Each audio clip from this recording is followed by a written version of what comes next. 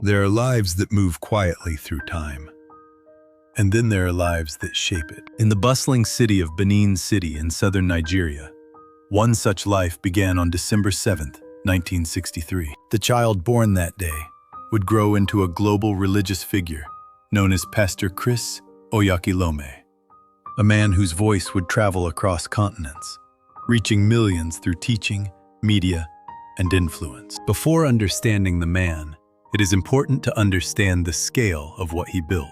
In the 1980s, while still a university student, Chris Oyakhilome began a campus fellowship. That small gathering would eventually grow into Christ Embassy, also known as Love World Incorporated, a megachurch with a presence in multiple countries and a strong appeal to young people. What started as a simple student-led meeting evolved into a structured global ministry network that includes media platforms, publishing arms, and outreach initiative. One of the defining features of his work has been the use of media. He launched Love World TV, one of the early African Christian satellite television networks, broadcasting sermons, music, and faith-based programming to a global audience. This positioned him ahead of his time, using communication channels to expand influence far beyond physical gatherings. Alongside this, the Healing School became a major part of his ministry, hosting large-scale sessions attended by people from different countries,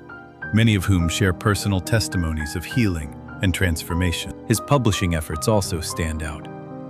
The devotional Rhapsody of Realities has been translated into hundreds of languages and distributed worldwide, making it one of the most widely circulated Christian devotionals. Through this, his teachings reach individuals daily, far beyond the walls of any church building. Chris Oyakhilome was born into a Christian family, where faith was a natural part of everyday life. He later attended Ambrose Ali University in Ekpoma, where he studied architecture. It was during his university years that his direction became clear. He began organizing prayer meetings and teaching sessions among students.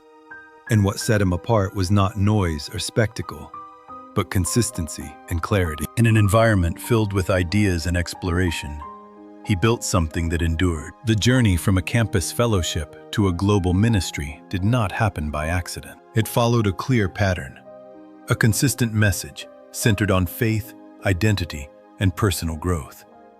A strategic use of media long before it became the norm, and a strong connection with young people, who became both participants and drivers of the movement. As his influence grew within Nigeria, it gradually extended across borders into Europe, North America, Asia, and other parts of Africa. Through conferences, broadcasts, and literature, his impact is not limited to preaching. Through media platforms, his teachings reach millions. Through literature, his ideas are translated across cultures and languages. Through youth-focused programs and conferences, he has influenced conversations around purpose, identity, and leadership. There have also been humanitarian efforts carried out through various outreach initiatives, supporting communities in practical ways. At the same time, his journey has not been without scrutiny. Like many global figures, he has faced criticism and controversy, particularly around certain public statements and the nature of faith-healing claims. These discussions have been widely covered and debated. For us, and for every young person learning to build something meaningful, this highlights an important reality.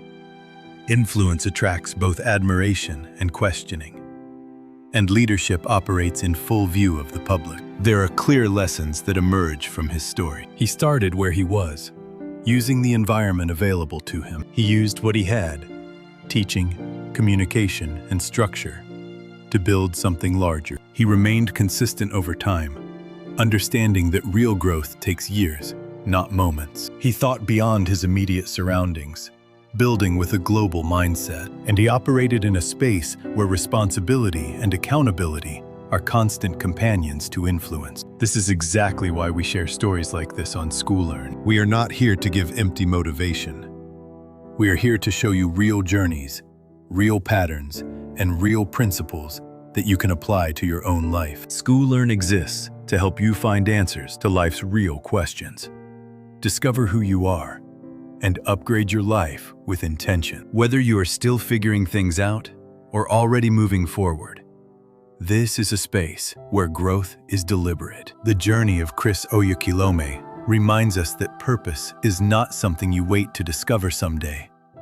It is something you begin building with what you already have. It is in your decisions, your consistency, your willingness to grow, and your ability to see beyond where you are. In the end, his story is not defined by a single moment, but by a series of consistent decisions made over time. From the streets of Benin City to a global audience, his journey reflects a principle that remains true across every field.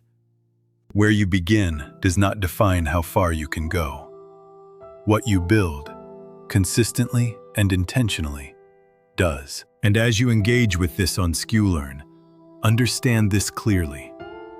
You are not here by accident. You are here to learn, to grow, and to build something meaningful. Not everyone will build a global ministry, but everyone has the ability to build a life of purpose. And that is where your story begins.